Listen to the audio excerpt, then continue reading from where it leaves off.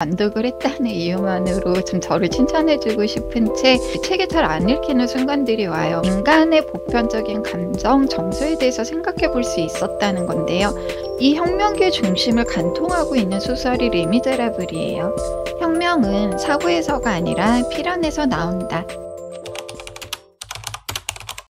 안녕하세요. 공정과 편파 사이 편향독서입니다. 오늘 소개해드릴 책은 2023년 완독을 했다는 이유만으로 좀 저를 칭찬해주고 싶은 책 빅토르 위고의 레미제라블인데요. 1862년 출간되자마자 이제 파리의 서점들에 책을 사기 위해 모인 사람들로 문정성시를 이루었다고 합니다. 출간 이후 150년이 지난 지금까지도 많은 사랑을 받고 있는 고전 중의 고전이고요. 뮤지컬이나 영화 등으로 여전히 계속 재해석되고 있는 작품이에요.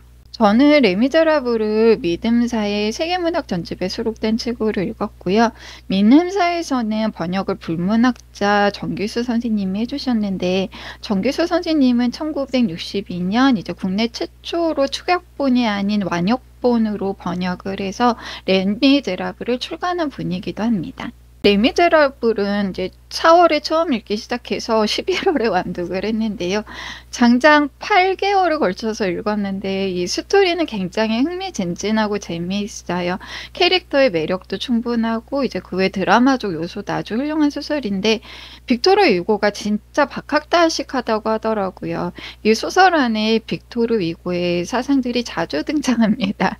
수도원에 대한 빅토르 위고의 생각, 신을 평생 모시고 사는 불쌍한 소녀들에 대한 생각, 파리라는 도시에 대한 지리학적 관찰이나 묘사, 인류의 역사는 하수구의 역사로 볼 수 있다고도 하는데, 파리의 하수도에 대한 설명 등 이 책이 잘 안 읽히는 순간들이 와요. 집중해서 읽어보려고 해도 이제 진도가 안 나가고 다른 책을 읽고 싶다는 유혹에 쉽게 넘어갔던 책 읽기였지만, 완독을 하고 나서 느껴지는 감동은 진짜 말로 설명하기 어려울 정도로 벅찼습니다. 레미제라블이 고전 중의 고전으로 지금까지 사랑받을 수 있었던 이유에 대해서 저의 좀 주관적인 관점에서 3가지 정도로 한번 말씀을 드려볼게요. 첫 번째는 인간의 보편적인 감정, 정서에 대해서 생각해 볼 수 있었다는 건데요. 오랜 사회적 흐름 속에서 이제 보편적으로 좀 나름대로 공식화된 인간의 감정이 있다고 생각하는데, 사랑, 슬픔, 미움, 이해, 배려, 연민, 이런 마음들이라고 생각을 해요. 레미제라블에는 이런 다양한 인간의 보편적인 감정들이 다 드러나는데요. 줄거리로 한번 말씀을 드려보면, 빵 한 조각을 훔쳤다는 이유로 5년형을 선고받았다가 여러 번 탈옥하다 실패하는 바람에 19년의 형기를 마치고 출소한 장발장이 이 소설의 주인공입니다. 장발장은 3일 동안 걸어서 디뉘에 도착하지만 장발장의 정체를 알게 된 사람들이 아무도 그를 받아주지 않아요. 그때 미리엘 주교가 장발장을 받아주고 따뜻한 음식과 따뜻한 잠자리를 제공해요. 여기서 우리는 한대에 대해서 생각해 볼 수 있는데요. 이 세상에 들어왔다고 해서 무조건 사람이 되는 게 아니라 이 세상에 받아들여졌기 때문에 사람으로 인정받을 수도 있어요. 지금 시대 역시 적대적인 타자를 한대하는 것이 가능한가에 대한 끊임없는 논쟁들이 이어지고 있죠. 이주민이나 난민이나. 미리엘 주교는 장발장에게 한대를 베풀고 사람으로 인정을 해줍니다. 하지만 장발장은 오랜 세월 투옥으로 사람도 법률도 다 증오하고 있었어요. 이때 우리가 생각해 볼 수 있는 건 체사레 베카리아의 범죄와 형벌에 나오는 것처럼 형벌은 범죄에 비례해야 한다는 건데요. 빵 한 조각을 훔친 죄로 징역 5년형을 선고받았다는 것 자체가 이 시대의 형벌이 얼마나 엄격하고 가혹했는지 알 수 있습니다. 범죄는 처벌하는 것보다 예방하는 것이 중요한데, 장발장은 19년이라는 형기를 채우면서 무의식적으로 악행을 저지를 수 있는 사람이 되어버린 거예요. 장발장은 자신을 한대해 준 미리엘 주교의 은그릇을 훔쳐 달아나다가 경찰에 잡히는데요. 미래의 주교를 찾아온 경찰에게 미래의 주교는 자신의 은그릇을 장발장에게 준 거라며 은촛대는 왜 가지고 가지 않았냐며 장발장을 감싸주고 그의 죄를 용서해 줍니다. 미래의 주교의 한대와 용서로 장발장은 새로운 사람으로 갱생하게 되고 3년 뒤 구슬 액세서리 사업으로 성공을 거두고 마들렌 시장으로 새롭게 태어나게 돼요. 또 다른 등장인물 팡티는 서민의 밑바닥에서 태어나 직공으로 일을 하다가 원치 않는 임신을 하게 되고 코제트를 낳는데요. 이 시대에 미혼모로 아이를 제대로 키울 수 없으리라고 생각한 팡티는 술집이자 여관을 운영하는 테나르디에 부부에게 코제트를 맡기고 고향을 떠나 열심히 돈을 벌어 테나르디에 부부에게 양육비를 보냅니다. 하지만 테나르디에 부부는 코제트를 학대하고 착취하는데요. 테나르디에 부부를 보면 인간의 본성은 과연 악한 것이 맞을까 하는 생각을 하게 돼요. 장발장의 구슬 제조 공장에서 일하던 팡티는 직원들의 오해로 인해 구슬 공장에서 쫓겨나게 되고 테나르디에 부부의 관계에 빚까지 지게 됩니다. 더 이상 자신의 노동만으로 양육비를 댈 수 없었던 팡티는 자신의 머리카락과 치아까지 팔게 되고 결국 자신의 몸까지 팔게 돼요. 모성이란 감정의 위대함을 느끼기도 했고 가난이라는 게 한번 빠지면 도저히 헤어나올 수 없는 늪처럼 느껴지는 장이기도 했습니다. 왕당파 건달에게 희롱을 당하다 형사 자베르에 의해 구속될 위기에 처한 팡티는 마들렌 시장인 장발장이 구해주게 되고 팡티는 장발장의 품에서 죽음을 맞이하면서 코제트를 장발장에게 부탁해요. 이때 장발장은 연민을 느끼게 되고 코제트를 구해내는 일이 장발장의 가업이 됩니다. 형사 자베르는 마들렌 시장을 장발장이라고 확신하고 의심하기 시작하는데 장발장은 쌍마튀의 영감이라는 사람이 장발장으로 오해받고 재판을 받게 됨을 알게 됩니다. 장발장은 자신의 장발장임을 밝힐 것인지 약소를 도와줄 수 있는 마들렌 시장으로 남아있을 것인지 고뇌하다가 결국 자수하고 자베르에 의해 체포되는데요. 우리는 여기서 양심에 대해서 생각해 볼 수 있을 것 같아요. 나의 안위보다 더 위에 있는 도덕적 감정인 양심이 어쩌면 이 사회를 진보할 수 있게 해주는 가장 중요한 감정이 아닐까라는 생각도 했습니다. 장발장은 무기징역형을 선고받고 투옥 중에 파손된 군함을 고치던 선원이 물에 빠지자 그 선원을 구해내고 탈출하게 되는데요. 탈출하자마자 테나르디에게 학대받던 코제트를 구해내고 수도원에 숨어듭니다. 3부부터 1831년 격동의 시기가 시작되는데요. 왕당파인 질 노르막 노인에게는 외손주 마리우스가 있는데 마리우스의 아버지는 공화당원이자 워털로 전투에 참가했던 나폴레옹 군대의 대위였어요. 질 노르막 노인은 딸이 죽자 마리우스를 아버지와 분리시켜 키우는데 질 노르막 노인의 영향으로 마리우스는 자연스럽게 공화당파였던 아버지를 미워하게 돼요. 하지만 아버지의 죽음으로 아버지의 훌륭했던 삶을 알게 되고 질 노르막 노인에게서 독립해 아버지의 삶을 이어받기 위한 삶을 살기 시작하고 민중을 끌어올리려고 했던 진보적인 모임 ABC의 벗들과 어울리게 됩니다. 드디어 사랑이 등장하는데요. 우연히 공원에서 산책 중이던 장발장과 코제트를 보게 된 마리우스는 코제트를 흠모하기 시작해요.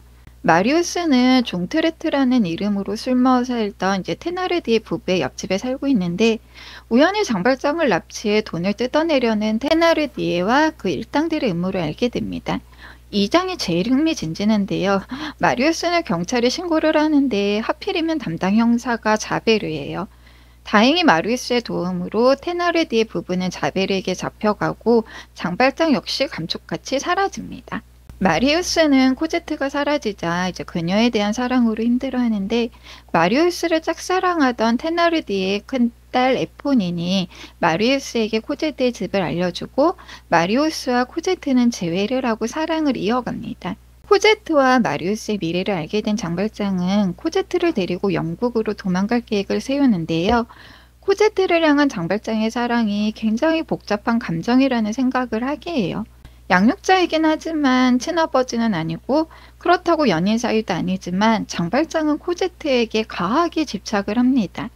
사랑의 이기심, 애착 이런 감정이 들기도 하고 속죄하는 마음을 쏟아붓는 사랑, 뭐 결국 코제트를 만나지 못하고 세상을 떠난 팡틴에 대한 죄책감으로 인해 속죄하는 마음으로 자신의 마음 전부를 코제트에게 쏟아붓고 있는 건 아닌지, 결국 코제트를 사랑하는 장발장의 마음은 속죄의 다른 이름이지 않나라는 생각이 들기도 했습니다. 거처를 옮긴 코제트로 인해 상심에 빠진 마리우스는 자포자기하는 마음으로 폭동에 가담하게 되고 죽을 뻔하지만 에포닌이 마리우스를 구해주고 대신 죽게 돼요.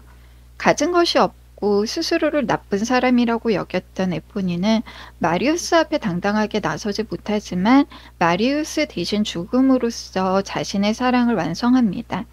사랑이라는 게 너무 보편적인 감정이라 뻔하게 느껴지지만 이런 고전을 통해 좀 위대한 숭고함을 다시 느낄 수 있지 않나 싶어요. 어깨에 총을 맞은 마리우스는 죽을 위기에 처하지만 장발장이 마리우스를 구해내 파리의 하수도를 통해 바리케이드를 탈출합니다. 하필이면 테나르디를 쫓던 자베르와 장발장은 마주치게 되는데요. 아주 흥미진진하죠. 바리케이드를 염탐하기 위해 정체를 숨기고 잔입했던 자베르는 정체를 들키고 죽을 위기에 처하는데 평생 자신이 증오하고 혐오하고 잡기 위해 쫓아다녔던 장발장의 도움으로 목숨을 구했었거든요. 장발장은 자신의 적이었던 자베르를 쿨하게 용서합니다. 레미제라블을 용서라는 주제로 해석하는 분들도 계시는데 용서 역시 이 소설에서 굉장히 중요한 주제예요.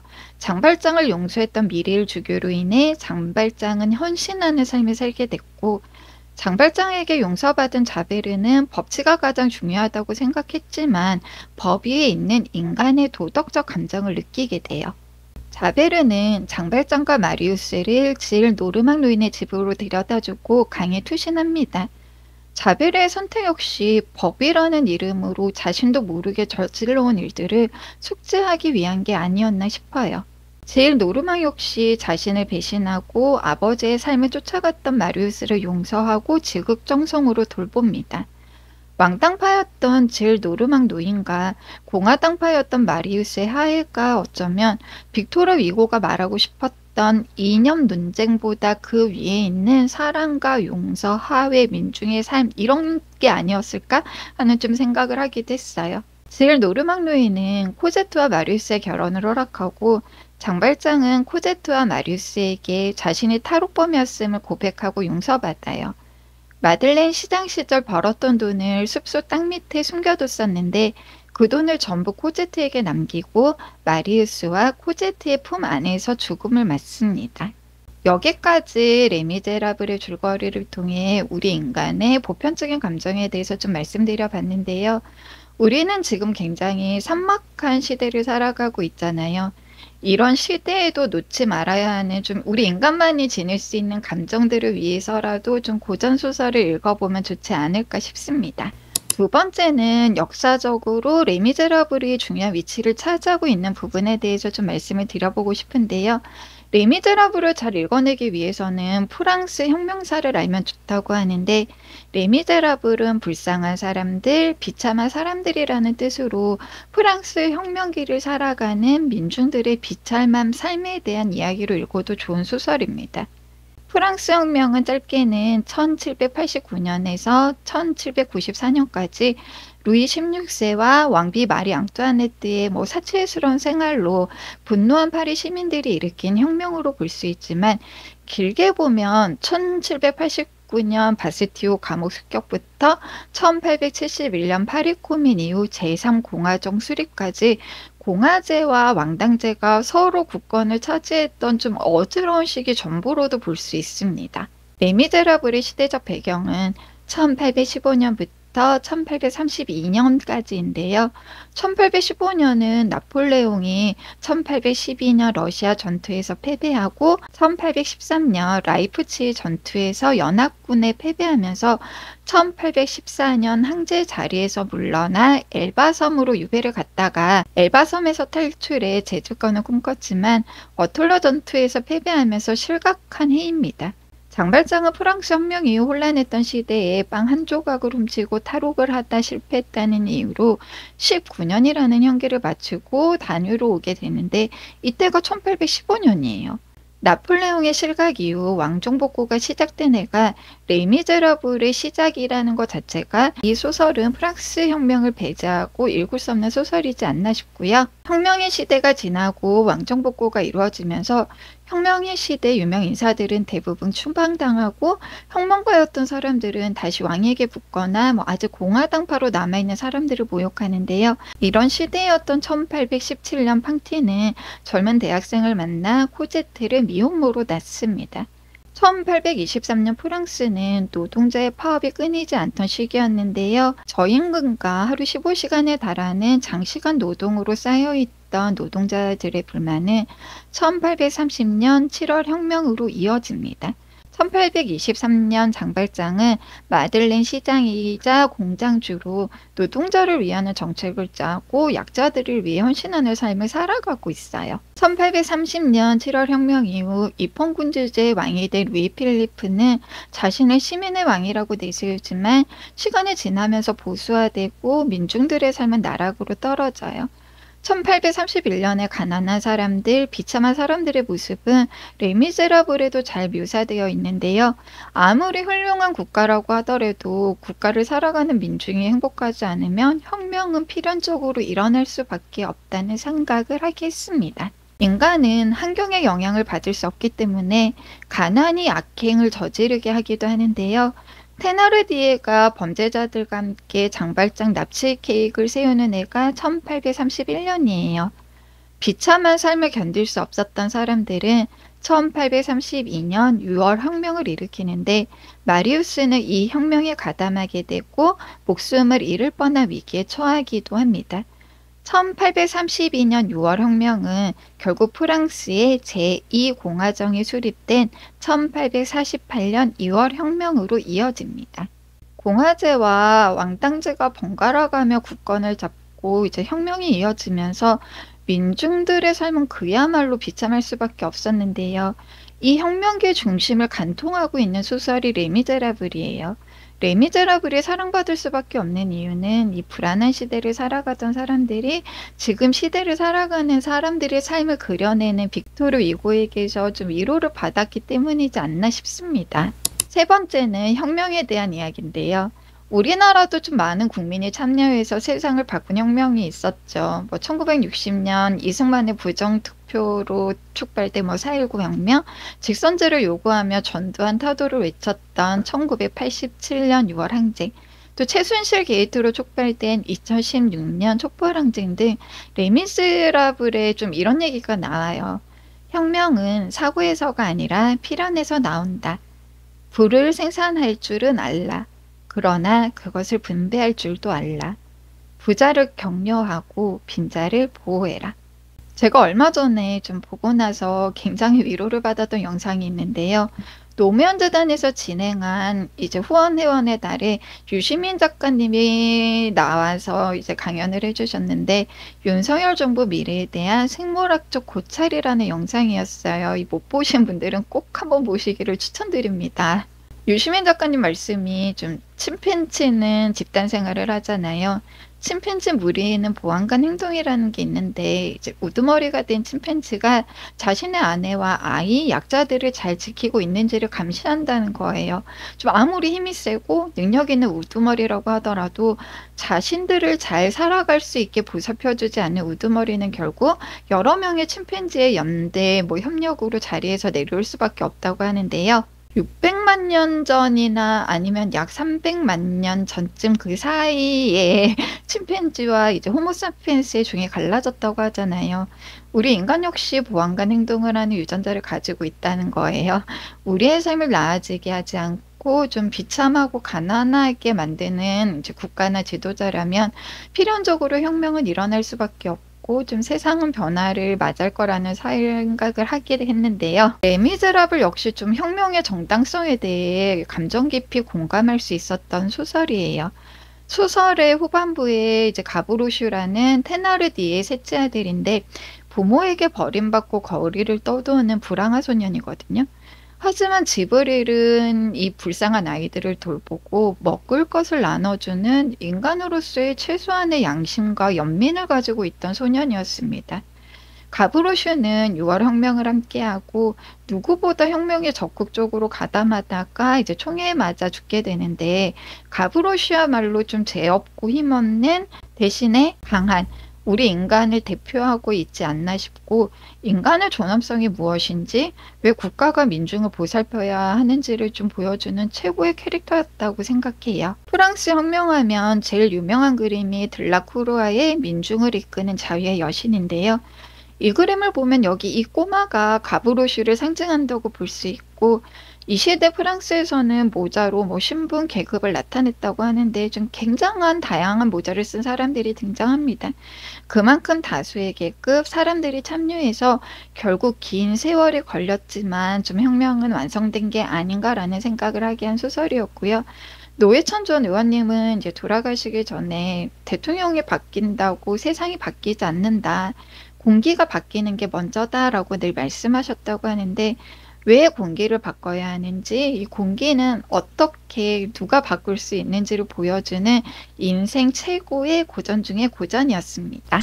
저는 좀 이제 문장 하나 놓치지 않으려고 읽으려고 인덱스도 많이 붙이고 줄도 많이 그으면서 이제 욕심내서 읽다 보니까 오히려 책 진도가 안 나가고 다른 책의 유혹에 더 빠졌던 것 같은데요. 워털러 전투 이야기나 수도원 이야기, 파리의 도시 이야기, 하수구 이야기 읽어봐도 좋지만 대충 눈으로 훑고 지나가도 이제 스토리 전개에는 전혀 상관이 없어요. 레미제라블을 읽어보고 싶지만 빅토르 위고의 철학적 사유가 좀 겁나서 분량이 너무 많아서 못 읽겠다 하시는 분들은 좀 그런 사유에 대한 부분들은 눈으로 대충 훑고 지나가고 스토리의 흐름에만 집중해서 읽어도 충분히 읽을 만한 가치가 있는 책이고요. 5년이나 10년쯤 지나서 제가 좀 더 성장했을 때 좀 재독을 하고 싶은 책이에요. 그때는 어떻게 이 소설이 읽히게 될까 좀 궁금하기도 한 그런 책이었어요. 다가오는 2023년 고전 소설 한번 읽어볼까 하시는 분들께 강력 추천하는 책이었습니다. 지금까지 레미제라블에 대한 좀 저의 주관적인 생각 한번 말씀드려봤고요. 영상이 올라가는 날이 크리스마스인데요. 우리 구독자분들은 따뜻하고 행복한 크리스마스 보내셨나요? 2023년도 며칠 남지 않았는데요. 남은 2023년 역시 따뜻하고 행복하게 잘 마무리하시길 바랄게요. 지금까지 공정과 편파 사이 편향독스였습니다. 영상 시청해주셔서 감사합니다.